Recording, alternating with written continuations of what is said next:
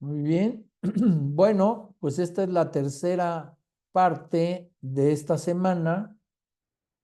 Esa es la tercera parte de esta semana, ¿no?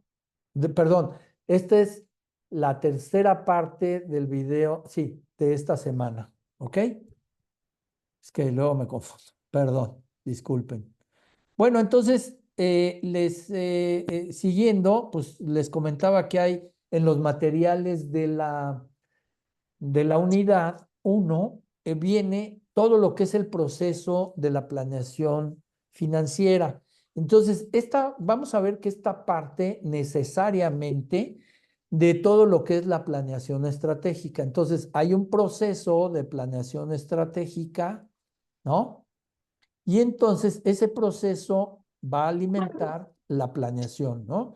Una vez que quede la planeación estratégica, esto es la planeación de toda la organización, donde viene la misión, metas, objetivos, etcétera. Ahí están representados todos los intereses de los accionistas y los objetivos financieros de estos, ¿no? Luego viene todo lo que es el pronóstico. Luego vamos a ver de dónde parte, ¿no? Toda esta organización, pues está el pronóstico de ventas de corto y largo plazo, cuánto esperamos vender, cuánto esperamos incrementar nuestra participación de mercado, etcétera.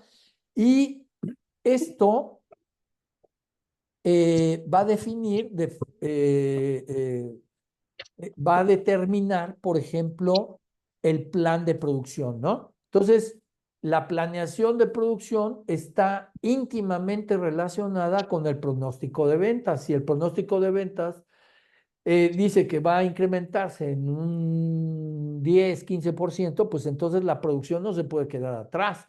Tiene también que incrementarse en esas mismas proporciones y por lo tanto debe de llevar a cabo sus acuerdos con los proveedores para que tenga las materias primas suficientes en el momento en que se requieran para soportar esos incrementos, ¿no? Y luego está, eh, eh, por ejemplo, lo que es, eh, ahí viene, ahora sí, de estos dos, ¿no?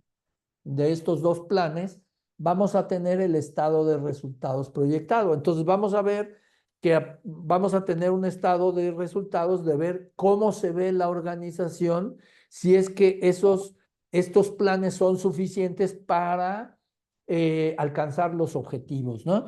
Si no, pues se ajustan, etcétera, ¿no? Y luego se llevan a cabo, pues, el estado de resultados pro forma. El estado de resultados pro forma, como ya mencioné, son estados de resultados que contemplan los estados proyectados, ¿no? Los resultados que están proyectados. Nada más, por favor, Mildred. Bueno, entonces, continuamos. El estado de resultados pro forma, pues es aquel que contempla los resultados que se van a obtener o que se están pronosticando, ¿no? Que se van a tener. De aquí, estado de resultados pro forma, se obtiene el presupuesto de caja. Es cuáles van a ser las necesidades de flujo de efectivo, ¿no? De la operación diaria o semanal o como se haya planeado, ¿no? Luego, de aquí se hace el estado de situación financiera pro forma, o sea, cómo va a terminar la organización, el pronóstico de cómo terminaría la organización. Y entonces aquí quien lo alimenta, pues son los estados de resultados pro forma, también el presupuesto de caja y también viene el plan de desembolso para las inversiones. O sea, los recursos necesarios que va a requerir la organización y que se van a requerir para ser invertidos en los proyectos que tenga la organización, ¿no? Y finalmente viene el estado de situación financiera proyectado, ¿no? Entonces es el que esperamos, es el que va a contener ¿no? Todos los recursos financieros que yo voy que debo de conseguir, las líneas de financiamiento, de qué fuentes de financiamiento, si voy a utilizar recursos propios, etcétera, para financiar todas las operaciones de la organización y por lo tanto sus proyectos de inversión. Y de esta manera, pues ya tengo, ¿no? Ahora sí, cualquier plan que tenga la organización, ahora sí lo vuelvo viable. ¿Ok? Bueno, entonces ahí tienen un esquema que acabo de describir, en el cual todo el flujo que se lleva a cabo para lo que es la planeación financiera. Una función sumamente importante y relevante y estratégica dentro de la organización. ¿Ok? Luego está otro video que es muy importante y relevante, que es precisamente dos cosas, ¿no? Este videíto, que también es corto, pero sumamente interesante, es la planeación financiera y su evaluación. Entonces, la planeación financiera, pues como les decía, pues es volver viables todos los proyectos de la empresa. Por otro lado, es buscar las fuentes de financiamiento, obtener las o identificar las fuentes de financiamiento de dónde voy a ir utilizando estos recursos financieros para invertirlos en los proyectos de inversión. Y posteriormente, pues ir, ¿cómo se llama? Midiendo o evaluando el desempeño de la organización. ¿Ok? Cómo están siendo utilizados, si están siendo utilizados eficientemente y los resultados que se están obteniendo, ¿no? De ese uso de los recursos. Luego, bueno, dentro de la función financiera y específicamente de la planeación financiera, pues los objetivos, ¿no? Que tiene este proceso del plan financiero, ¿no? Es, primero que nada, anticipar las decisiones futuras, ¿no? ¿Qué significa esto? Pues necesito yo anticipar cualquier o la gran mayoría, ¿no? De situaciones que la organización pueda eh, decidir, ¿no? Y por lo tanto, pues tengo que buscar alternativas para apoyar esas decisiones, ¿no? Acuérdense que todas las decisiones implican ciertos, ¿cómo se llama? Implican la inversión de recursos. Entonces, yo debo de proveer, de buscar soluciones alternativas que apoyen estas decisiones, ¿no? Que se puedan presentar. Eh, por ejemplo, déjenme darles un ejemplo, ¿no? Nosotros tenemos una planeación y tenemos un proyecto de inversión, pero resulta, ¿no? Que un proyecto de inversión, que ya tiene un cierto avance, resulta que la dirección dice, no, eh, esta fábrica no la vamos a poner aquí, nos conviene más ponerla acá porque se presentó en el medio ambiente una modificación a ciertas leyes que nos benefician y entonces eh, evaluando, ¿no? Llevando a cabo una evaluación, pues decidimos mover esta operación que ya teníamos, que ya llevamos un cierto avance, moverla hacia otra localidad. Perfecto. Esa es una decisión que se puede presentar en el futuro y que nos va a costar recursos. Entonces, por lo tanto, la función financiera debe de prever esos cambios en las direcciones que son comunes y que podemos decidir hacia dónde nos movemos. ¿Ok? Entonces, esos son el tipo de soluciones alternativas que debemos de buscar como función financiera. Luego está el coordinar e interrelacionar las distintas actividades. Como ya mencioné, eh, debe de haber nuestra visión como función financiera debe ser integral. ¿Qué es esto? Que nosotros no vemos por separado los proyectos de inversión, sino vemos su integralidad en la organización y cómo impacta uno dentro de y otro dentro de la organización. Por lo tanto, debemos de coordinar esta interrelación entre las diferentes y distintas áreas de la organización y su impacto, ¿no? Para coordinar su impacto y coordinar el uso más eficiente de los recursos. Luego, pues hay que eh, concretar, por ejemplo, eh, eh, ciertos objetivos. Por ejemplo, como función, pues debo de diseñar sistemas de medición y cuantificación de los objetivos generales. Normalmente lo que se hace para cuantificar y ver qué también o cuál ha sido el desempeño de la organización, se crean índices, ¿no? Los índices pues son principalmente cocientes en donde nos indican qué tan bien o qué tan mal va la organización. Por darles un ejemplo, ¿no? Eh,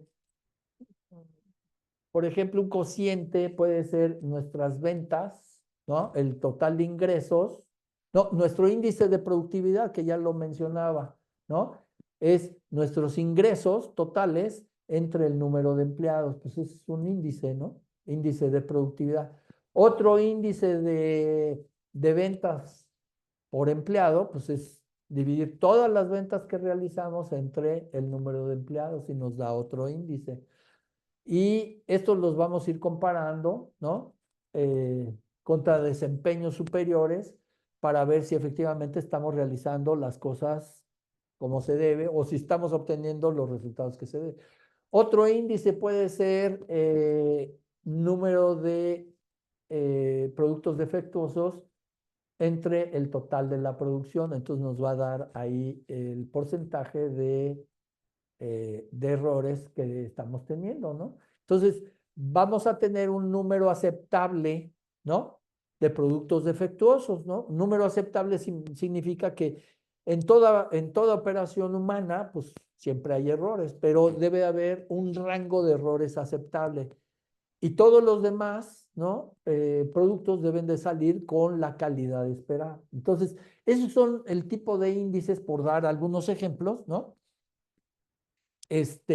Dar algunos ejemplos del desempeño de una organización. Por ejemplo, si es satisfacción del cliente, pues el número de quejas, ¿no? El número de quejas puede ser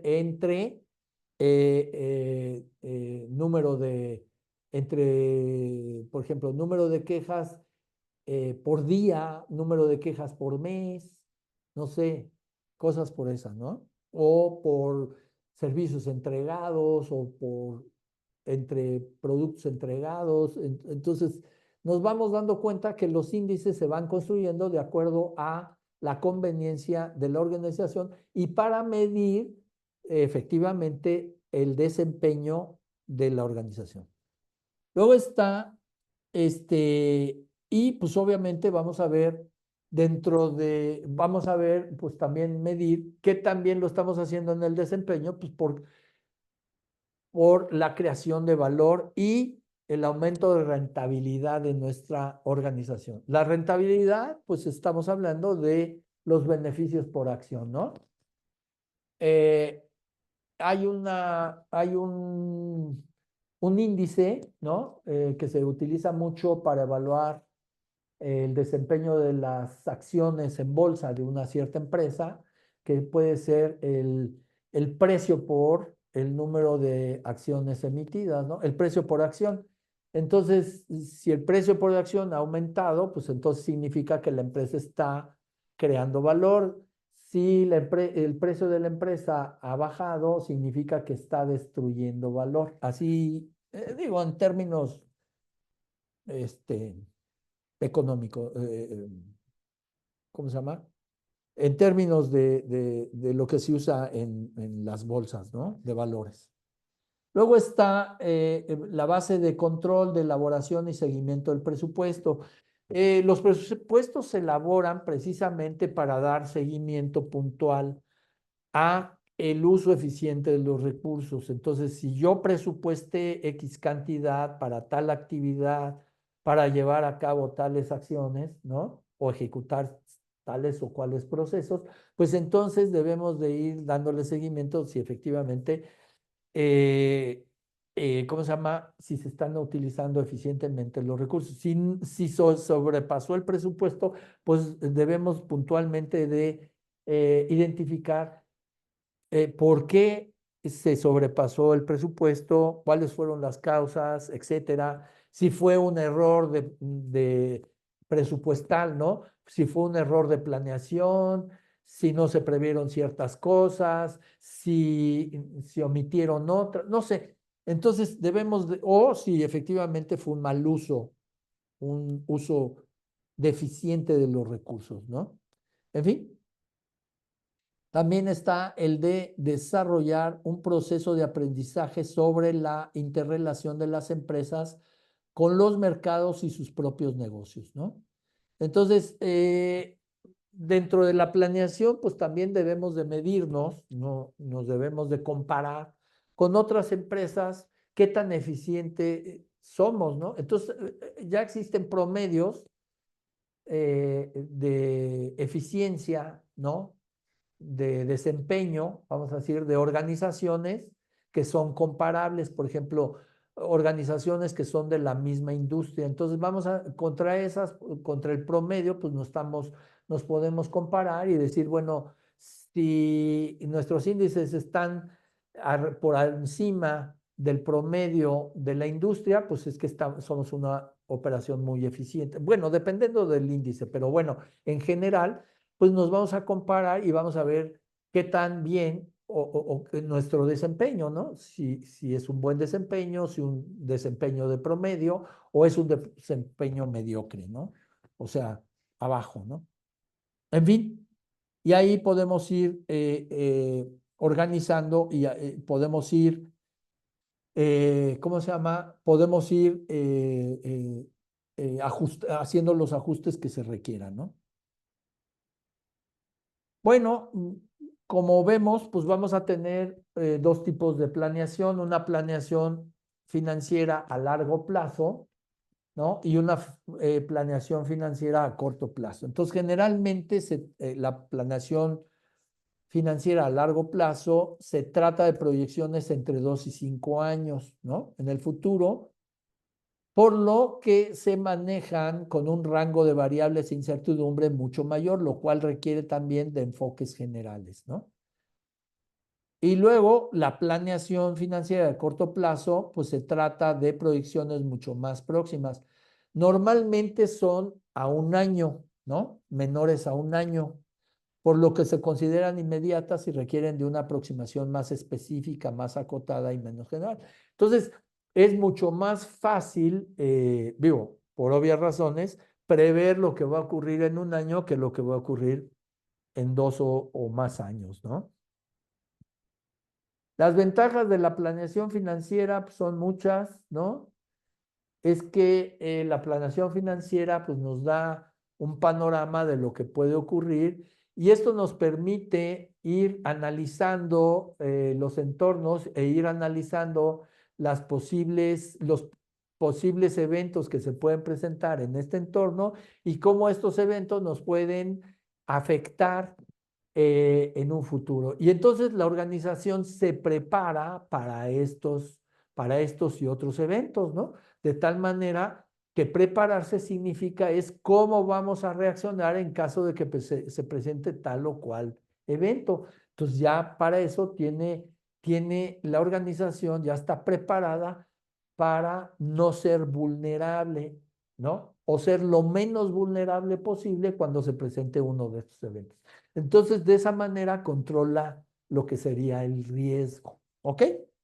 Y se vuelve, pues, mucho más fuerte. Entonces, hay formas de manejar el riesgo, ¿no? Los riesgos o estos eventos que se pueden presentar. Entonces, Podemos evitarlos, podemos mitigarlos, podemos transferir los riesgos y podemos eliminarlos, ¿no? Y entonces, pues eso significa preparar a la organización para el manejo de que en caso de que se presenten estos riesgos, pues estar lo mejor preparados posibles, ¿no? Bueno, pues ya lo hablábamos, ¿no? El siguiente tema es el ambiente económico y pues tenemos un entorno económico. Y esto serían, pues, las variables y fenómenos económicos que ejercen mayor influencia en el desarrollo financiero de un país, tales como tasas de inflación, tasas de interés, Producto Interno Bruto, balanza de pagos, cotizaciones y política monetaria, deuda pública, etcétera, ¿no? Entonces tenemos, por ejemplo, la tasa de interés. ¿A quién le importa, por ejemplo, a qué empresas les importa más, ¿no? Lo que pase en el tipo de cambio? Pues a dos tipos, principalmente a dos tipos de empresas, a las exportadoras, ¿no? Y a las importadoras, a las que importan, ¿no? Eh, las empresas que tienen, por ejemplo, deudas en dólares, ¿no? En moneda extranjera, ya dejémoslo así, en monedas extranjeras. Entonces, ¿por qué? Porque una variación, una depreciación de nuestra moneda significaría que ahora tiene que pagar más pesos para pagar su deuda, ¿no? En otra moneda extranjera. Si el peso se aprecia, entonces significa que ahora tiene que pagar, tiene que generar menos pesos para pagar su deuda. Entonces, estos movimientos son muy importantes para estas empresas, pero también, por ejemplo, para las exportadoras. Las exportadoras, cuando el peso se aprecia, pues ahora significa que los productos se encarecen, ¿no? Para ese mercado, para el mercado que les está comprando, porque le está comprando en divisa extranjera. Y de la misma manera, cuando el precio ¿cómo se llama?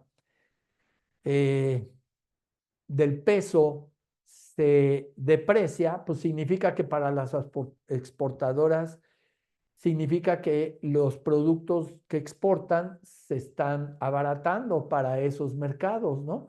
Porque ahora tienen que pagar menos en divisa extranjera. Entonces, lo que quiero decir es que para unos beneficia y para otros no, dependiendo de la circunstancia. Entonces, los mercados siempre están fluctuando y siempre se están ajustando, ¿no? Eh, ¿Qué es mejor o qué es peor? Pues depende de las circunstancias, ¿no? Depende de las circunstancias y de quién eres y cuál es tu actividad económica.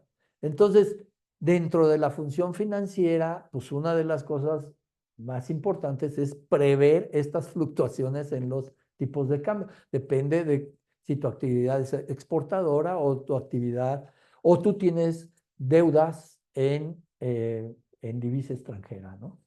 Bueno, vamos a ver algunas variables macroeconómicas. Las variables macroeconómicas normalmente son la inflación, la tasa de interés, a lo que me presta, ¿no? O la TIE, que es la tasa de interés, de intercambio, de equilibrio. Esta es la tasa en que se prestan entre bancos. Luego están los salarios mínimos generales, el bloque económico internacional, o sea, por ejemplo, las variables macroeconómicas, si, por ejemplo, pues nosotros nuestras transacciones principalmente las llevamos a cabo en divisa extranjera de Estados Unidos, ¿no? En dólares. Luego está el costo del dinero, ¿no? Por ejemplo, si yo soy una empresa y necesito buscar estos recursos, pues a cuánto me presta ¿cómo se llama? a cuánto me presta cuál sería la tasa de interés, ¿no? A la cual me prestaría el dinero, el crecimiento del Producto Interno Bruto, la balanza comercial. La balanza comercial, pues es lo que les decía, es la entrada, ¿no? De lo que se llaman las cuentas nacionales, y es la balanza comercial de cuánto vendo y cuánto importo, cuánto compro, ¿no? Entonces ahí hay una balanza comercial, si es eh, deficitaria o es superavitaria, ¿no? Es superavitaria, pues cuando vendo más de lo que compro, ¿no? Al extranjero. Y es deficitaria a la inversa, ¿no? Si tengo depreciación de nuestra moneda, no se le llama devaluación porque nuestra moneda está en libre flotación. Entonces, lo que decide el mercado, ¿no? Son sus variaciones. Entonces, no tenemos devaluación, sino tenemos depreciación o apreciación. Luego están las cotizaciones monetarias, que es el tipo de cambio contra cualquier divisa extranjera, la deuda pública interna, ¿no?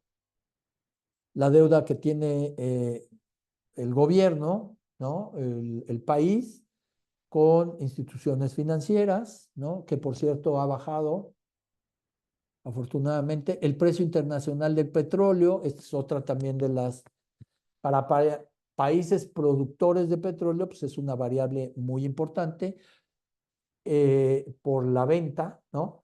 Pero para países que no son productores de petróleo, pues también es importante porque el precio del petróleo determina el precio de las gasolinas, ¿no? De sus derivados.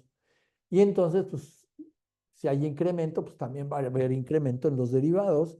Y pues un país que no produce petróleo, que no tiene refinación, que no tiene transformación, pues entonces esto va a ser muy caótico. ¿Por qué? Porque el aumento de los energéticos normalmente, como es de uso común en una economía, pues en automático aumentan todos los demás precios, ¿no? Todos los demás precios, los alimentos, porque hay que transportar y hay que generar energía, y normalmente la energía es generada a través de energéticos como el petróleo, cuando menos todavía en una gran cantidad. Entonces, la dependencia de este tipo de energéticos, pues encarece, ¿no? Encarece todos los demás precios y por lo tanto aumenta la inflación, ¿no? Luego está la política monetaria, están los tratados comerciales, las reservas internacionales. Nuestro país ha marcado máximos históricos en nuestras reservas internacionales, que las finanzas públicas no gaste de más, ¿no? Las finanzas públicas, pues es que se destine a beneficio de la economía los recursos que tenemos, ¿no? ¿No? A crear infraestructura, a crear las condiciones necesarias para que las demás actividades económicas pues se desarrollen y sigan creciendo y sigan floreciendo. Entonces, una de las cosas más importantes pues es la creación de infraestructura, la creación de nuevos, por ejemplo, todo lo que es transporte, comunicaciones, todo esto es fundamental para el intercambio de mercancías, etcétera. Luego, lo que es las variables microeconómicas, pues es la capacidad instalada, pero todo esto que les voy a decir es por industria, inflación de precios e insumos, pero por industria, control de calidad por industria, las exportaciones impactadas por industria, ¿no? La productividad por industria, el riesgo que se tiene, por ejemplo, que es a las riesgo pensado, por ejemplo, en competencia, entrada de nuevos competidores por industria, capacidad administrativa, que también administrados son las empresas de cada un tipo de industria, las importaciones que lleva a cabo, principalmente en bienes de capital, porque estas son deudas de largo plazo, ¿no? pero por industria, mezcla de ventas, etcétera, si es, por ejemplo, en mercados nacionales, etcétera, ¿no? Entonces, todo esto, la liquidez que se tenga, las estrategias de precio que se manejan por cada una de las industrias, la rentabilidad, etcétera. Entonces, estas serían las variables microeconómicas. Luego tenemos el entorno político, ¿no? La forma de gobierno, los partidos políticos, las relaciones con el exterior, organizaciones internacionales, los tratados que tengamos, los acuerdos que tengamos, el Estado de Derecho, etcétera, ¿no? Reglas claras, mejoras, ¿no? Para que las condiciones de respeto a la legalidad y todo esto sí sea una realidad, etcétera. El entorno legal, leyes, reglamentos circulares, etcétera. Todo esto influye, ¿no? Y les recomiendo que también vean un videíto muy corto, muy interesante de lo que es el análisis del entorno y cómo se lleva a cabo. Bueno, con esto terminamos esta parte, ¿no? La parte 3 de ¿cómo se llama? De, de la semana 2, ¿ok? Bueno, cualquier duda ya saben que me pueden encontrar eh, a través de ¿cómo se llama? Los foros de dudas o a través del mail que les dejé en el plan de negocios. Y también decirles que las grabaciones van a estar disponibles en el plan de negocios. Ahí donde está el apartado de perdón, plan de negocios, plan de trabajo, perdón, discúlpenme, en el plan de trabajo, en el apartado. ¿Ok? Bueno, tengan un buen fin de semana, cuídense mucho, no se atrasen y nos vemos la próxima semana a la misma hora. Cuídense mucho, hasta luego.